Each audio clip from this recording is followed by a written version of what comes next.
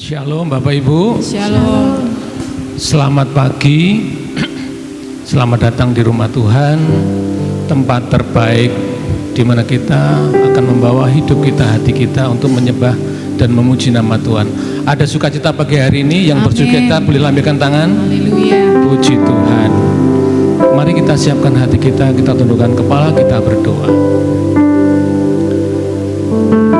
Terima kasih ya Yesus. Engkau Allah yang baik, Engkau Allah yang selalu memperhatikan hidup kami Tuhan. Kami ada sampai saat ini Tuhan, itu semua karena anugerah kasih Tuhan semata-mata. Terima kasih ya Bapa, terima kasih ya Yesus. Pagi hari ini Tuhan kami mau datang untuk membawa ucapan syukur kami, ujian penyembahan kami yang terbaik di hadapan Tuhan. Karena kami percaya ketika kami bawa persembahan kami yang terbaik, Tuhan hadir di tengah-tengah kami dan berkat Tuhan turun atas kami. Ini hati kami Tuhan, ini hidup kami Tuhan. Kami memberikan yang terbaik bagimu. Terima kasih ya Bapa. Ibadah pagi hari ini kami lakukan dalam nama Allah Bapa di dalam satu Tuhan Yesus. Amin.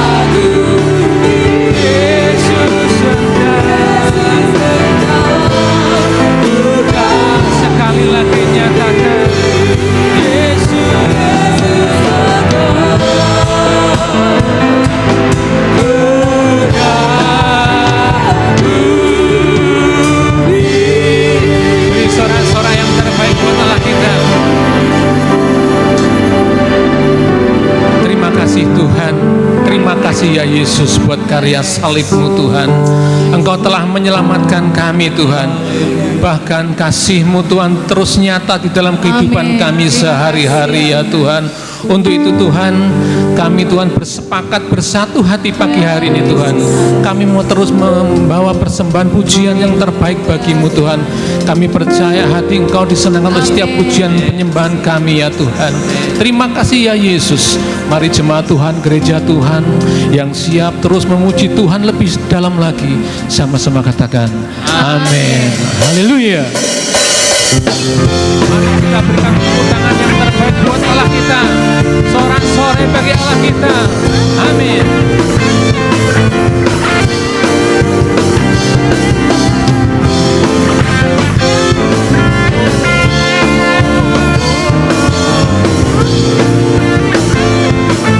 Yuk sama-sama katakan.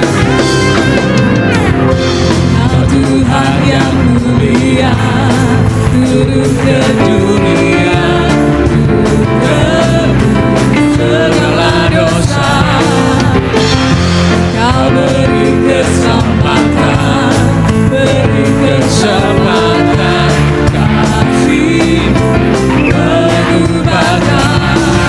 Jika Ku ampuni semua dosaku, maka Kau adalah setia dan adil, Kau akan mengampuni dan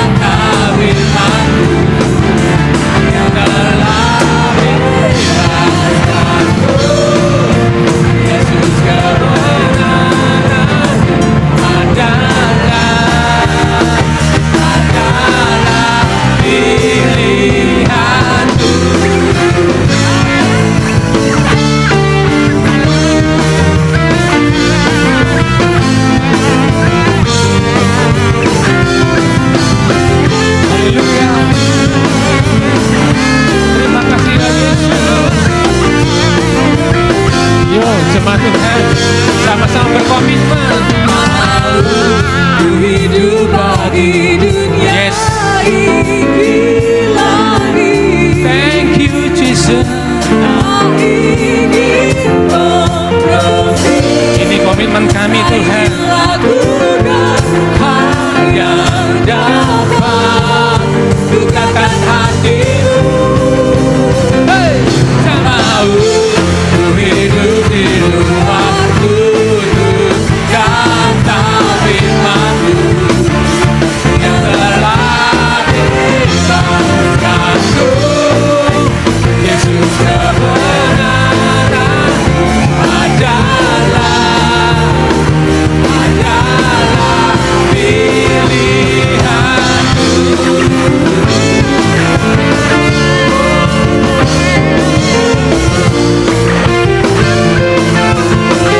Terima kasih Yesus. Haleluya. Mari Bapak Ibu silakan duduk. Haleluya Yesus. Terima kasih ya Tuhan. Terima kasih ya Yesus buat kasih setiamu, buat pengorbananmu Tuhan. Oleh kuasa darahmu kami diselamatkan pagi hari ini Tuhan. Untuk itu Tuhan, kami mau terus Tuhan memandang salib-Mu. Biarlah kehidupan kami Tuhan menjadi hidup yang berarti Tuhan. Kami bersyukur, kami bersukacita karena Engkau telah jadikan hidup kami baru ya Bapa. Terima kasih ya Yesus. Haleluya. Yesus, apa arti hidupku? Ini pengakuan kami ya Tuhan. Bila Kau tak berikan nyawa-Mu, Kau sungguh berarti yang terbaik, Kau telah sediakan yang terbaik buat kami ya Tuhan. Sungguh kami bersyukur Tuhan. Haleluya. atas kasih karunia-Mu. Terima kasih ya Yesus.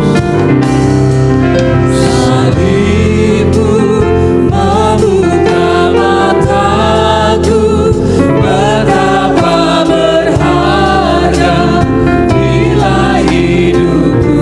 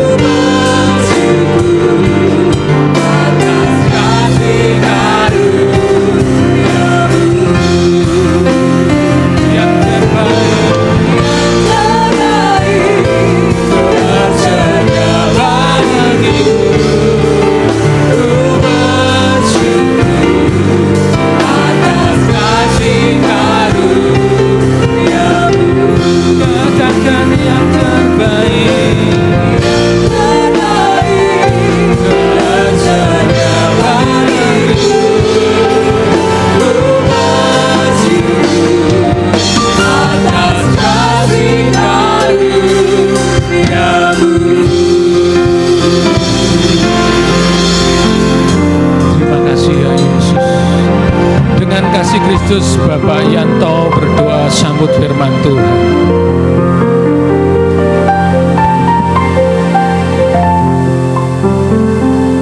Kami bersyukur Bapak, kalau pada pagi hari ini semua itu karena anugerah-Mu yang heran yang telah Engkau berikan dalam kehidupan kami, sehingga pada pagi hari ini kami boleh datang memuji membesarkan nama-Mu.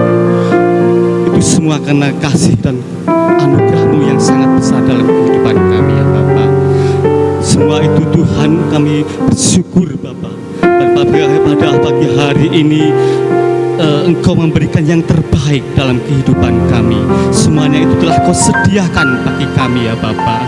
Itu semua karena anugerah-Mu yang heran yang telah selamatkan hidup kami. Dan pada pagi hari ini sebentar kami mendengarkan firman-Mu. Biarlah firman-Mu yang disampaikan oleh hamba-Mu menjadikan berkat dalam kehidupan kami.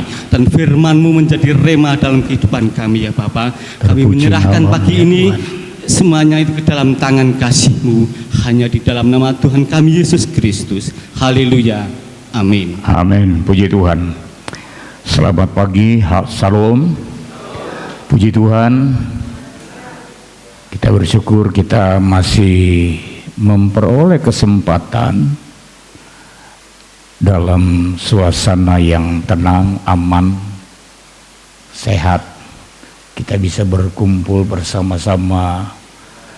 Kita sudah memuliakan Tuhan, memuji Tuhan. Ya, ini adalah anugerah, kesempatan yang Tuhan berikan kepada kita. Pagi hari ini saya ingin untuk mengajak kita bersama-sama membuka Alkitab dari 1 Petrus pasal 1. Kitab 1 Petrus pasal 1 mulai dari ayat 13 sampai dengan ayat 16. Ini adalah ayat yang menjadi landasan perenungan firman Tuhan pagi hari ini. Kita akan baca, saya baca ayat 13 secara bergantian, kita baca. Nanti ayat yang ke-16 kita bisa baca bersama-sama. Demikian puji firman Tuhan. Sebab itu hendaklah kalian siap siaga, waspadalah dan berharaplah sepenuhnya pada berkat yang akan diberikan kepadamu pada waktu Yesus Kristus datang.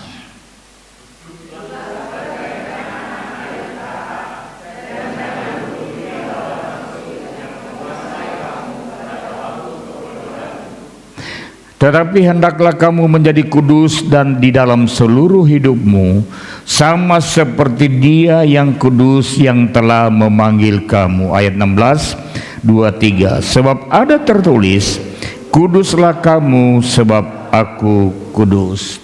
Terpujilah Tuhan sebab kasih setianya kekal buat selama-lamanya. Silakan duduk kembali. Nah, Bapak Ibu Saudara yang dikasihi Tuhan, ayat penghentar, nyanyian penghentar doa firman Tuhan pagi ini, saya tadi duduk memperhatikan salah satu bagian syairnya mengatakan, Tuhan, apalah arti hidupku kalau engkau tidak menyerahkan nyawamu. Ya, kalau Tuhan Yesus tidak mati, maka kita ini sampai hari ini masih hidup di dalam dosa. Ya. Tapi oleh karena pengorbanan Kristus, maka kita semua telah memperoleh keselamatan yang disediakan oleh Bapa melalui putranya yang tunggal, dengan cara menjadi korban untuk saudara dan saya. Darah mengalir menyucikan kita. Dia mati, Dia bangkit, memberikan kita kemenangan, dan selanjutnya menyediakan bagi kita kehidupan yang kekal.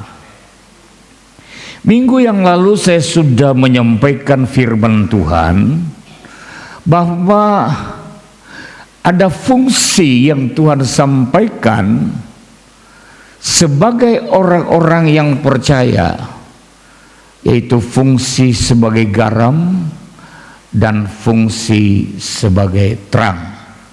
Nah, saya sudah berkhotbah mengenai fungsi sebagai garam.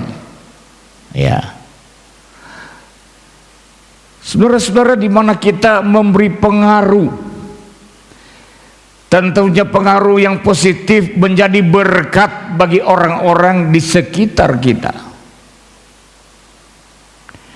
Nah, untuk menjadi garam, menjadi terang, tentunya kita harus memiliki standar kualitas yang sesuai dengan apa yang Tuhan mau.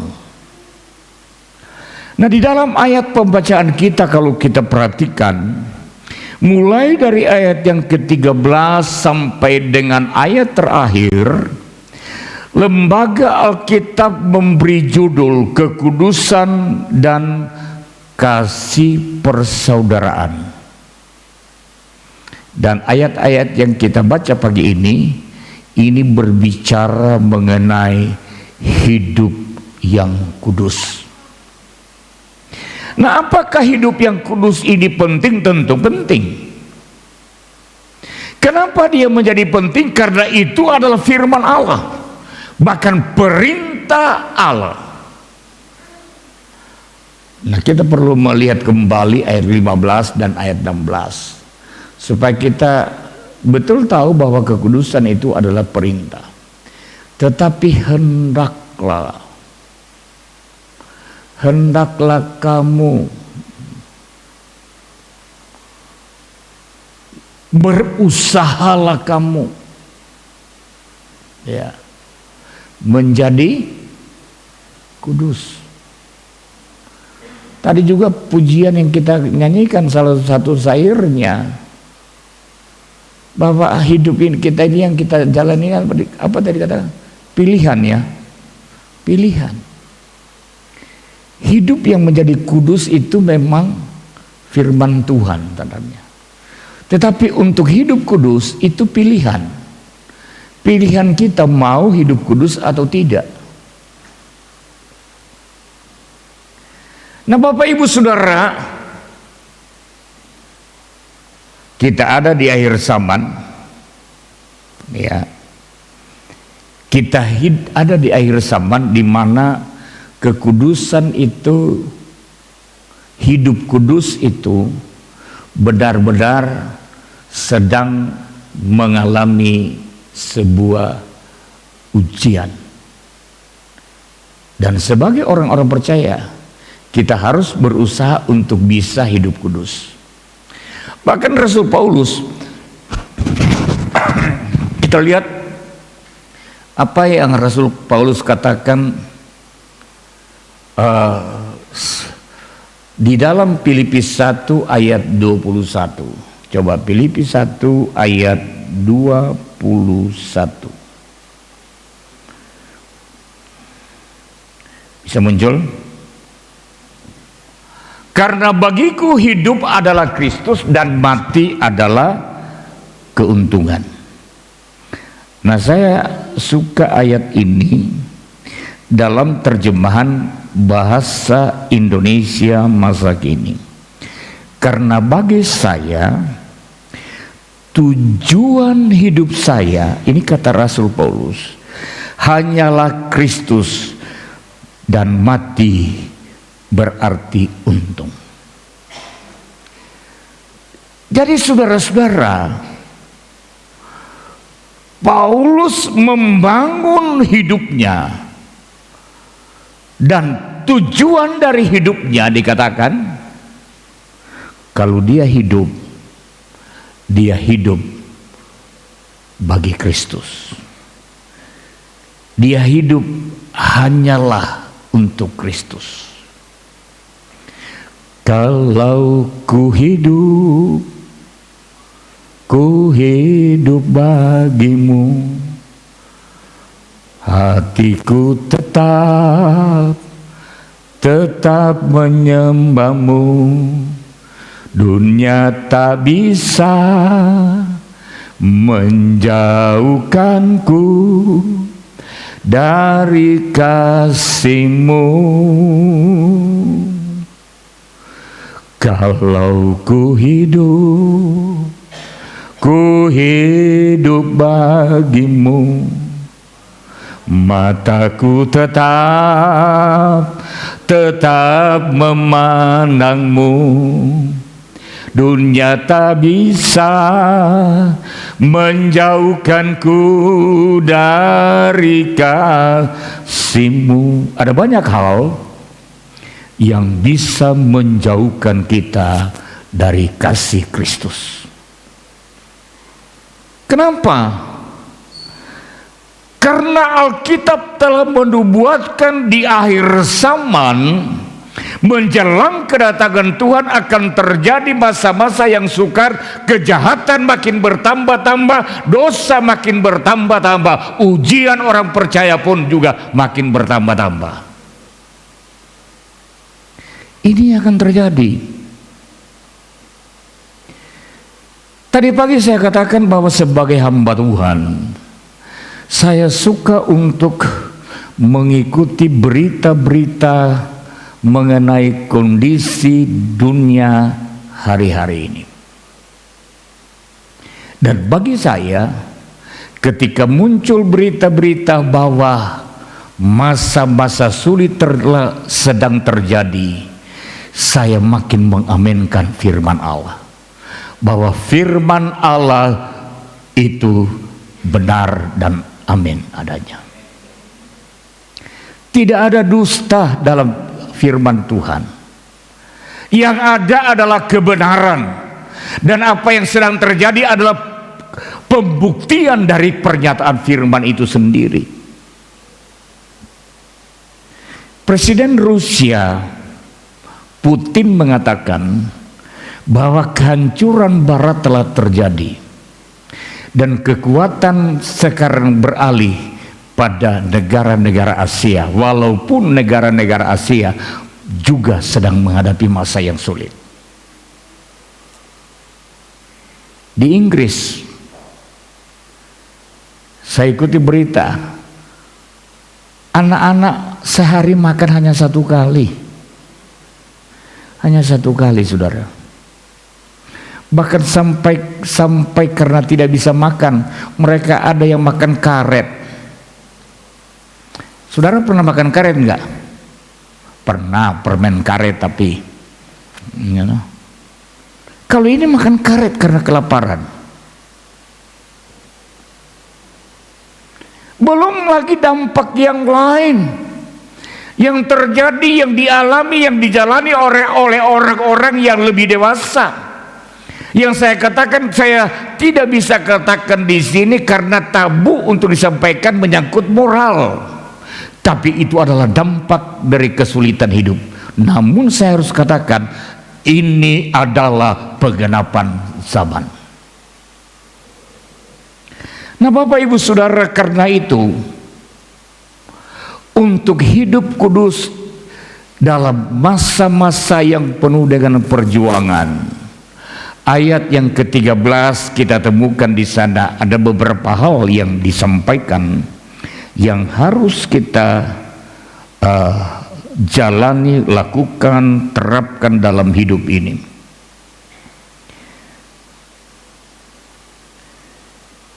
Yang pertama dikatakan apa? Siapkanlah akal budimu. Iya. Siapkanlah akal budimu. Siap. Iya. Rasul Paulus berkata apa? Berubahlah oleh pembaharuan budimu. Kita harus mempersiapkan akal budi kita. Supaya apa? Agar kita bertindak menjadi manusia yang bertindak arif. Ya. Bukan sekedar bernama arif, tapi bertindak arif. bertindak arif tentunya dalam standar norma-norma kehidupan manusia, tetapi yang lebih utama yang sesuai dengan kebenaran firman. Ya. Bertindak arif, tidak sembarang bertindak. Apa yang akan dilakukan itu dipikirkan terlebih dahulu. Ini benar atau tidak? Ya, ya. Dalam bertindak ini kan ada hal-hal yang kita harus perhatikan. Asas kepatutan, asas kepantasan, tetapi sekali lagi yang terlebih utama adalah kebenaran. Itu yang terlebih utama. Itu yang kita harus terapkan dalam hidup kita. Kita hidup berjalan sesuai dengan standar kebenaran yang diterapkan, ditentukan oleh firman Allah. Kenapa? Karena apa yang kita lakukan, tindakan apa yang kita lakukan, saudara-saudara, itu sangat berkaitan erat dengan kehidupan kita sebagai orang Kristen, orang percaya yang pada akhirnya mendatangkan kemuliaan bagi nama Tuhan. Nah, itu sebabnya kita harus bertindak benar pada hari-hari ini. Ya, bertindak arif. Bertindak arif kita akan tahu melakukan apa yang tepat. Beberapa waktu yang lalu, kalau saudara masih ingat, saya menyampaikan khotbah bagaimana hidup untuk mengatasi masa-masa sulit. Ya. Kita berbelanja tentunya ada skala prioritas. Yang kita utamakan adalah kebutuhan, bukan keinginan. Ya.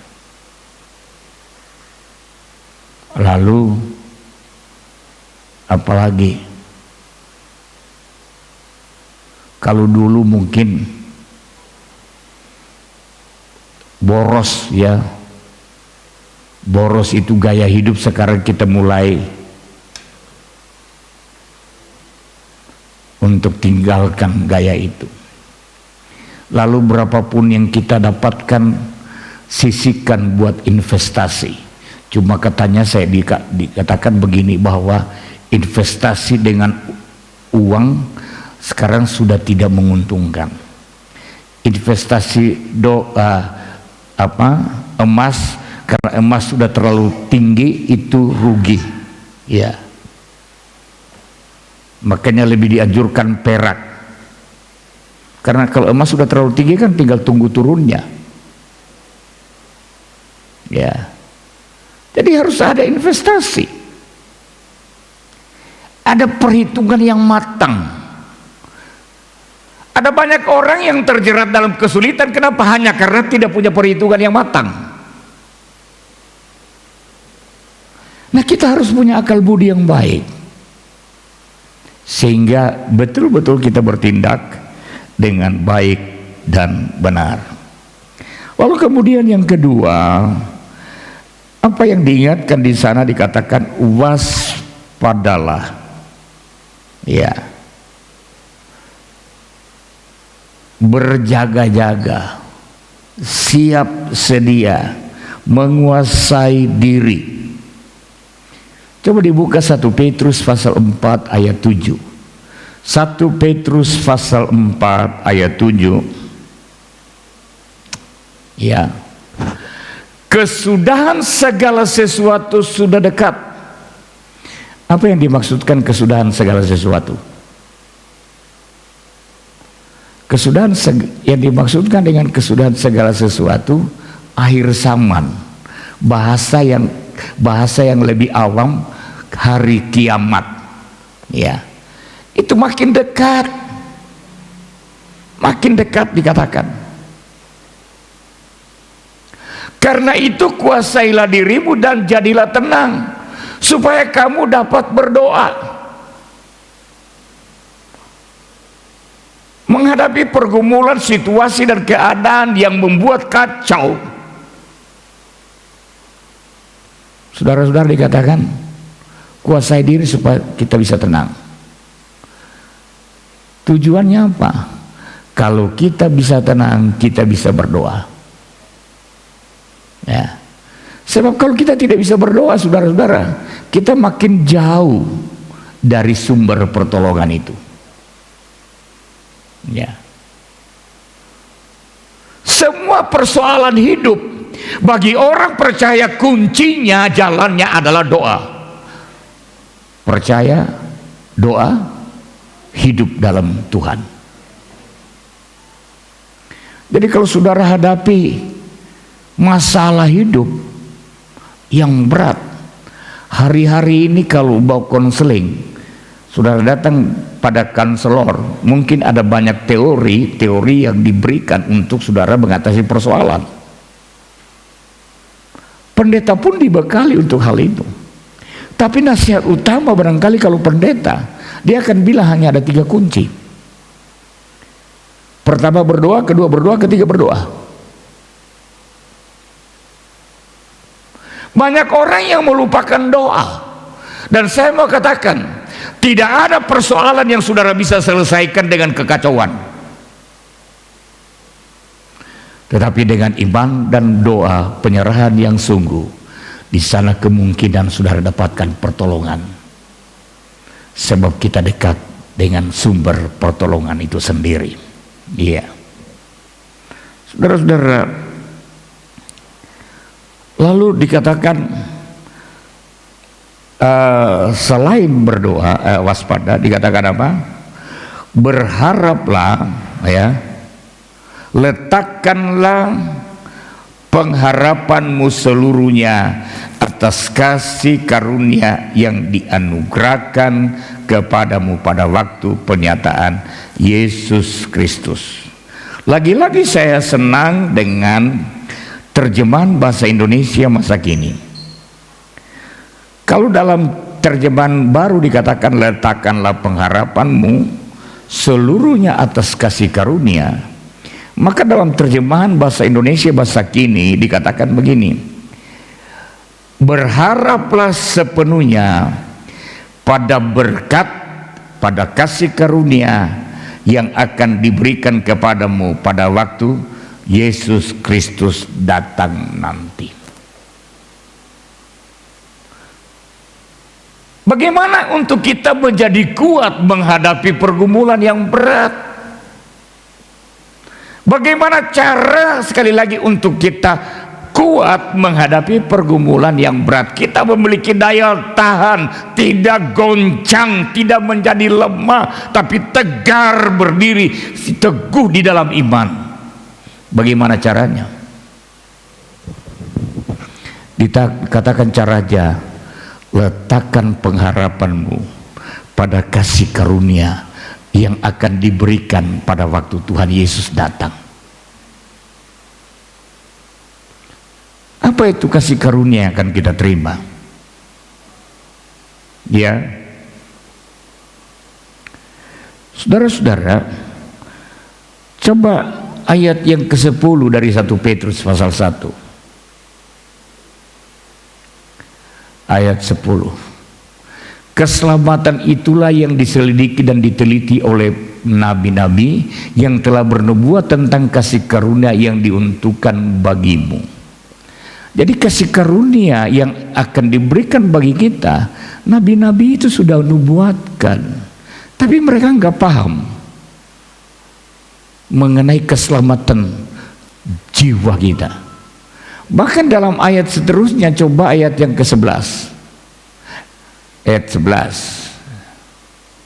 Ya, atau langsung ayat 12. Kepada mereka telah dinyatakan bahwa mereka bukan melayani diri mereka sendiri, tetapi melayani kamu dengan segala sesuatu yang telah diberitakan sekarang kepada kamu dengan perantaraan mereka yang oleh Roh Kudus yang diutus dari sorga menyampaikan berita Injil kepada kamu, yaitu hal-hal yang ingin diketahui oleh malaikat. Bahkan keselamatan rahasia gereja hari ini, malaikat pun tidak ngerti. Tidak tahu. Jadi kita ini menerima sesuatu yang luar biasa. Saudara-saudara, ketika kita percaya akan korban Kristus kita telah diselamatkan, dalam arti dosa kita diampuni.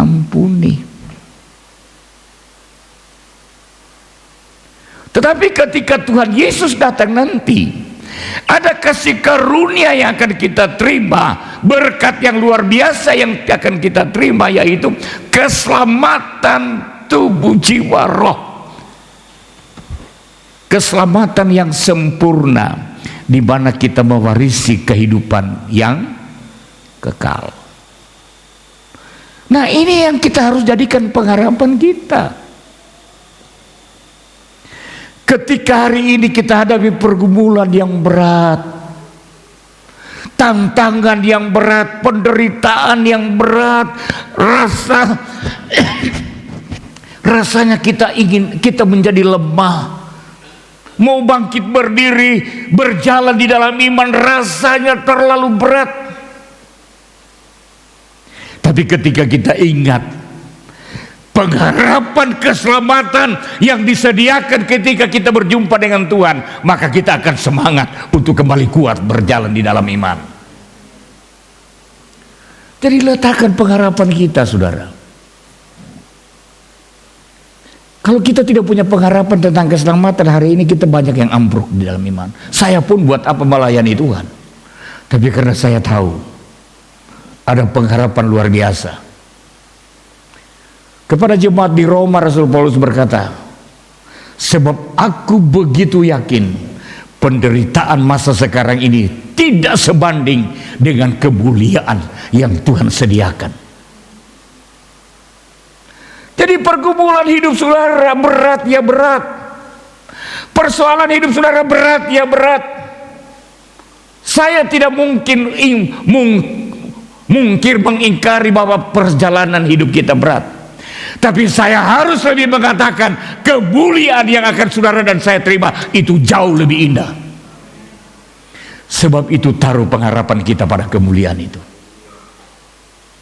Supaya kita kuat, saudara. Supaya kita kuat.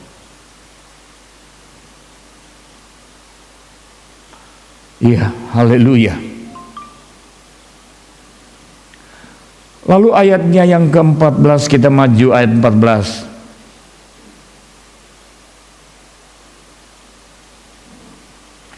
Hiduplah sebagai anak-anak yang taat. Ada dua hal dalam ayat 14 ini. Dan jangan turuti hawa nafsu yang menguasai kamu pada waktu kebodohan. Hiduplah sebagai anak-anak yang taat.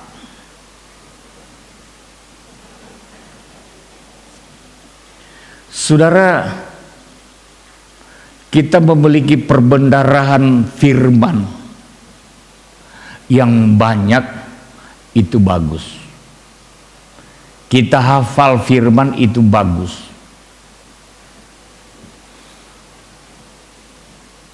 Saya ingat dulu waktu masa-masa saya sekolah minggu, maka tiap minggu ada ayat hafalan wajib yang diwajibkan oleh guru sekolah minggu, dan minggu depan setiap anak diminta maju untuk kembali mengucapkan ayat hafalan yang dihafal. Itu maksudnya apa? Supaya lebih banyak perbendaharaan firman yang dikumpulkan sejak dari masa-masa kecil. Dan saya katakan itu bagus. Tapi kalau saudara-saudara kita hanya banyak firman yang kita tahu tanpa menjadi pelaku firman, maka kita hanya akan menjadi orang Farisi yang tahu firman, ya,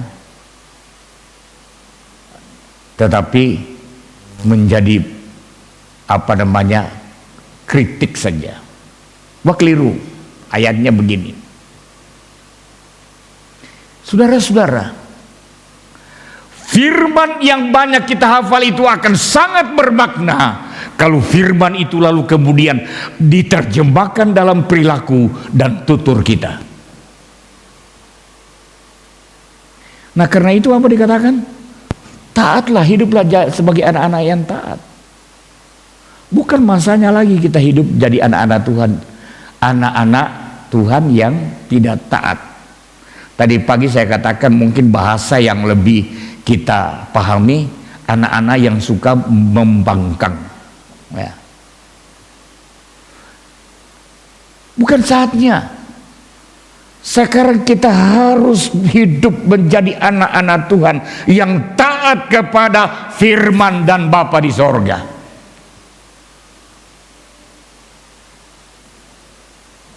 Jangan kita berkata begini, hari ini saya masih kuat.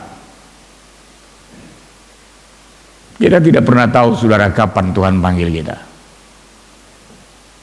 Kita tidak pernah tahu. Saya hari-hari ini memang banyak mengurangi makan. Dan kalau kopi itu saya memang rasanya kok apa ya, setiap hari memang paling tidak 1 kali itu pagi saya minum. Itu wajib. Kalau sore saya tidak berani, nggak bisa tidur. Nah, ya, cuma pagi saja. Lalu pagi saya makan, siang makan, sore itu jam 4 saya makan. Insulin tetap jalan. Saya kurangi suntikan insulin. Tapi saya perhatikan hari-hari ini tiap jam 11 itu saya drop. Pernah satu saat gula saya hanya 58. Dedak, saya ukur, kok cuma 58? Ini kalau drop lagi semaput ini bisa sayonara ini. Tapi yang pasti kita tidak pernah tahu kapan akhir hidup kita.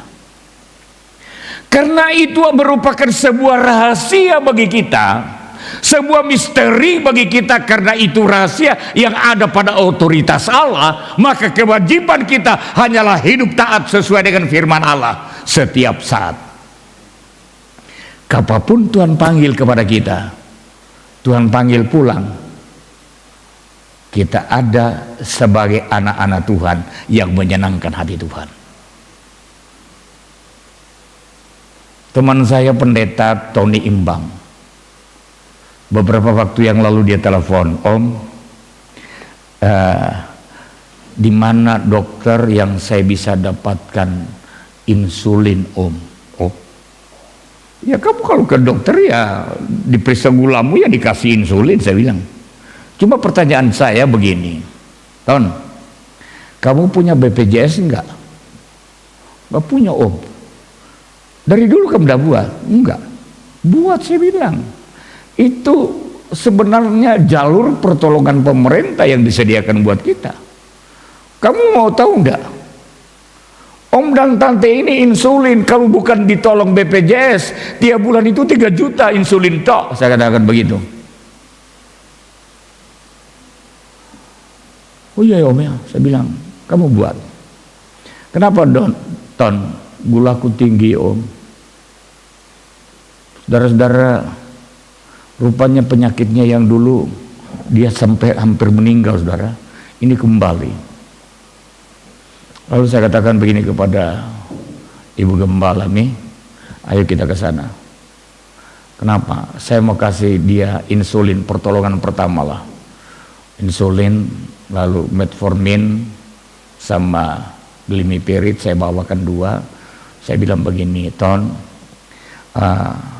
hari ini masih bisa kamu istrimu kantor BPJS, bawa saja kartu KTP-mu, KTP istrimu saja yang pergi sama kakak, itu saja. Nah ini sambil menunggu itu Om kasih ini, metformin ini kamu bisa pakai untuk 5 hari. Lalu kemudian glimepiride ini hanya pagi, ini 2 hari ini. Lalu ini ada insulin 2 ampul. Di sini saya ajarin dulu kamu. Lalu karena dia belum pernah pakai, saya suntik 15 digit dulu, saudara. Nah, saya tunggu. Sebelumnya itu saya ukur gulanya berapa? 487. Setelah saya suntik 15 digit, lalu kemudian saya tunggu 50 menit. Saya ukur lagi 414. Ibu gembala bilang, boleh kita pulang? Saya bilang, enggak, kita tunggu lagi dulu. Saya ingin lihat bagaimana gulanya ini, bisa dijinakan atau kacau sudah. Setelah saya tunggu 30 menit lagi, saya ukur lagi sudah 560 lebih. Saya bilang, Ton, jangan main-main, mati kamu. Urus BPJS-nya ke dokter. Kamu ini harus ditangani dokter. Iya om. Sudah begitu rupanya dia nggak bisa jalan karena lututnya ini bengkak, sininya sakit. Dia jatuh dari kursi, saudara. Ya, dia mungkin bosan tidur di tempat tidur, lalu dia tidur di kursi. Nah, waktu tidur di kursi dia mimpi diparani ibu mertua yang sudah meninggal, jemaat-jemaat yang sudah meninggal. Mereka ajar dia, "Yo Pak Gembala, kita pergi sama-sama." Nah, dalam mimpi itu dia mimpi anaknya yang bungsu tarik dia, "Pak, ayo pulang Pak, pulang Pak." Tarik menarik. Saudara-saudara, menang memang anaknya yang kecil. Dia tersentak begitu, jatuh dia, lututnya bengkak di sininya. Saya bilang, Ton, kamu jangan main-main loh, itu baru lututmu, saya katakan begitu. Dia jalan kamar mandi aja harus kayak setengah digendong istrinya. Tapi yang saya ingin katakan, hidup kita ini terlalu misterius. Bukan saatnya lagi kita hidup tidak mentaati firman Allah. Bukan saatnya lagi kita ini dicengkram, dikuasai oleh dosa dan oleh daging kita. Daging ini tidak akan pernah membawa kita kepada kebenaran, tetapi daging ini akan terus membawa kita menuju kepada kebinasaan. Kematian yang kekal di dalam api neraka. Kita mau pilih mana, saudara? Nah, mau pilih masuk surga apa neraka? Surga. Nah, karena itu mulai sekarang, saudara, kita belajar hidup sesuai dengan firman Allah. Taati firman Allah. Jangan lagi turuti hawa nafsu daging kita. Masih ada enggak yang nurutin hawa nafsu daging? Penuh dengan kebencian, kemarahan, dendam dan lain sebagainya. Tinggalkan, tidak ada untungnya. Itu ya hanya akan membawa kita, menjerat kita, yang pada akhirnya membawa kita masuk dalam api neraka. Saudara-saudara yang dikasihi Tuhan, siapkan dirimu untuk hidup bersama dengan Kristus. Kita semua sudah tahu kan, dalam Alkitab, kalau saudara kita baca kitab Wahyu, di sorga itu lantainya emas, temboknya dari yaspis. Surga yang penuh dengan kemuliaan, yang ada hanyalah sukacita, dengan sentral penyembahan adalah Allah sendiri. Dan di sana kita hidup kekal. Tapi jangan lupa, ada hidup yang kekal, ada kekekalan yang kedua, tapi dalam api neraka. Penuh dengan penderitaan, tapi enggak mati-mati. Itu gambaran surga dan neraka.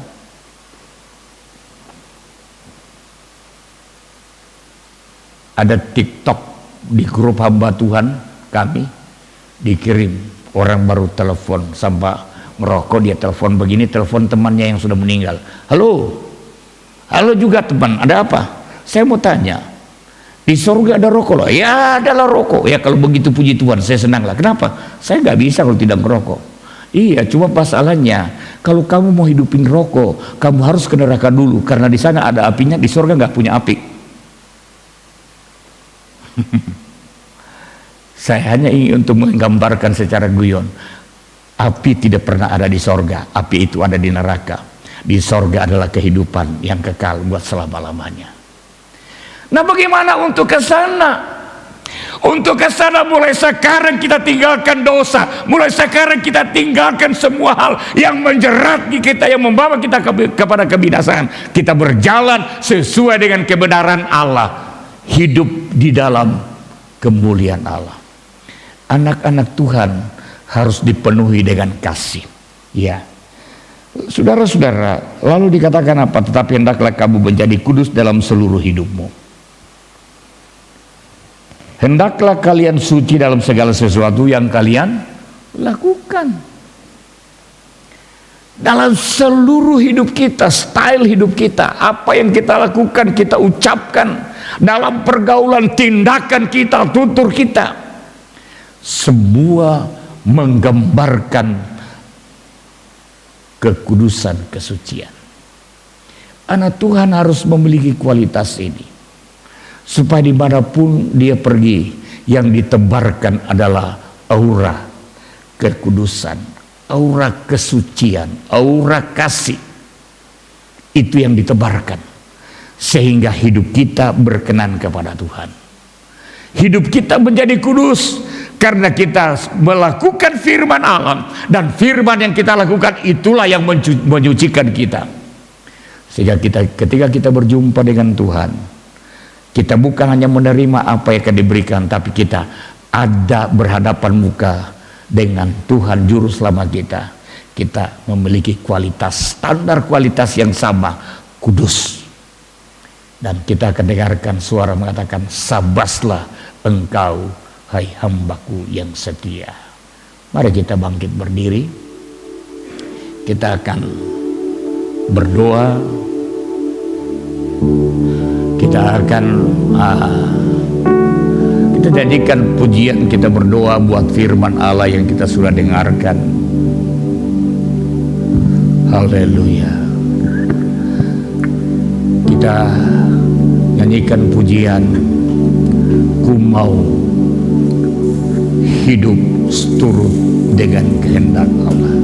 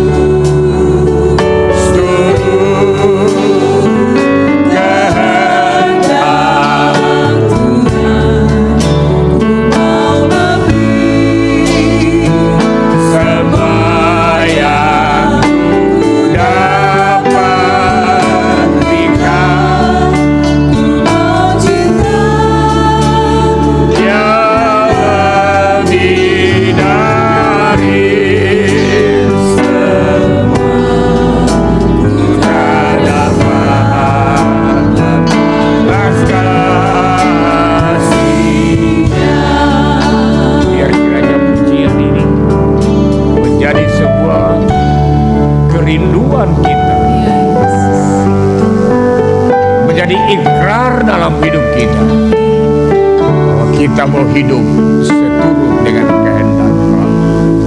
Kiranya Roh Kudus menolong kita, memampukan kita.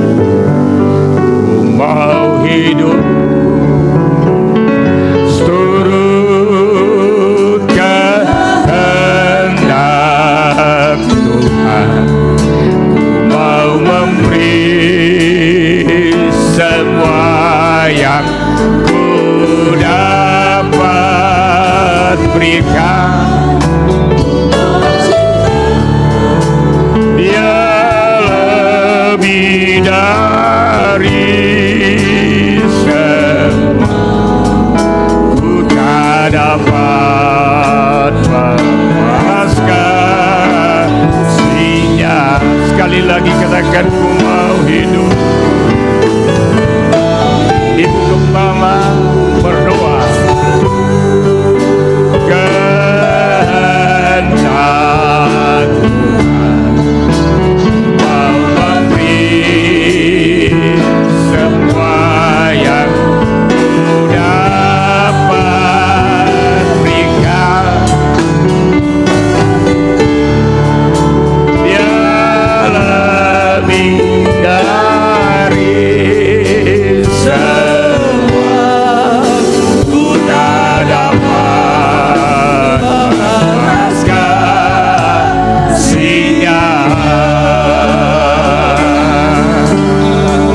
kasih Tuhan buat firman Allah yang sudah kami dengar pada pagi hari ini.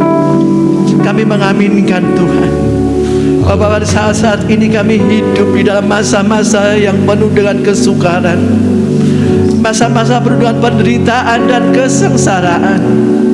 Tapi firman-Mu pada pagi hari ini boleh menjadi kekuatan bagi kami semuanya. Ada pengharapan yang Engkau berikan kepada kami manakala kami taat kepadamu Tuhan. Hidup sesuai dengan kehendak-Mu, hidup kudus di hadapan Engkau. Engkau tidak tinggalkan kami. Penderitaan kesusahan yang kami alami tidak sebanding dengan kemuliaan yang akan kami terima manakala Engkau datang untuk kali yang kedua. Oleh karena itu Bapa, teguhkan Terima kami. kasih Tuhan. Roh Kudus kuasai kehidupan kami supaya kami senantiasa hidup benar di hadapan Engkau. Kami merindukan surga yang mulia. Kami tinggalkan dunia yang penuh dengan penderitaan dan kesusahan ini, dan kami akan menerima kemuliaan yang besar selama-lamanya bersama-sama dengan Engkau. Terima kasih Bapa. Tuhan. Haleluya. Terima kasih Roh Kudus. Firman Allah sudah kami dengar. Bukan sekedar kami dengar, tapi firman Allah boleh tertanam dalam hati kami dan boleh kami Puji lakukan dari bagi hari ke hari. Tuhan. Menjadi kekuatan bagi kami untuk menjalani hidup di tengah-tengah dunia ini. Dalam nama Yesus Kristus kami sudah berdoa. Haleluya. Amin. Silakan duduk kembali.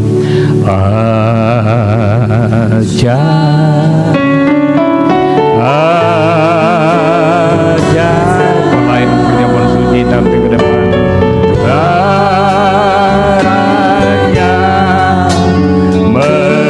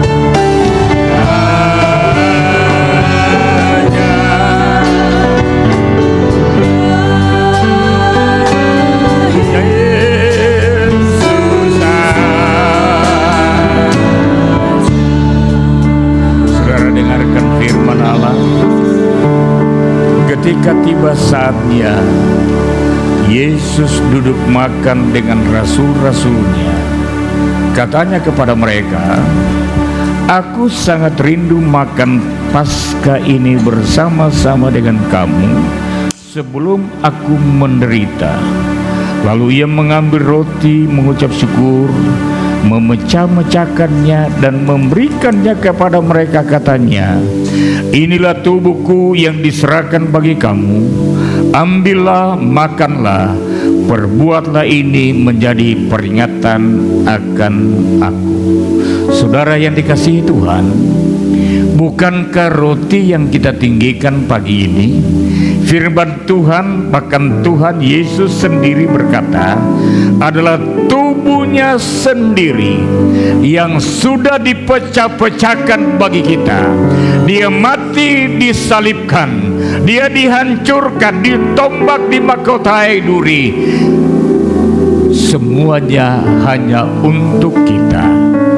Mari kita mau terima dengan iman di dalam nama Tuhan Yesus Kristus. Kita makan. Haleluya, haleluya.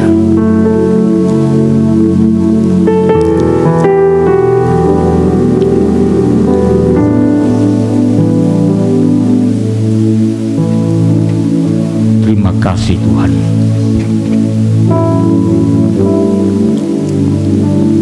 Terima kasih Tuhan. Engkau sudah mati bagi kami. Kami orang yang berdosa. Engkau sudah mati menggantikan kami. Engkau mati bagi kami supaya kami memperoleh hidup yang kekal. Engkau sudah menderita bagi kami. Terima kasih buat korbanmu. Haleluya. Sekarang mari kita mengangkat cawan. Kita angkat cawan pada tangan kanan kita. Dengarkan firman Tuhan.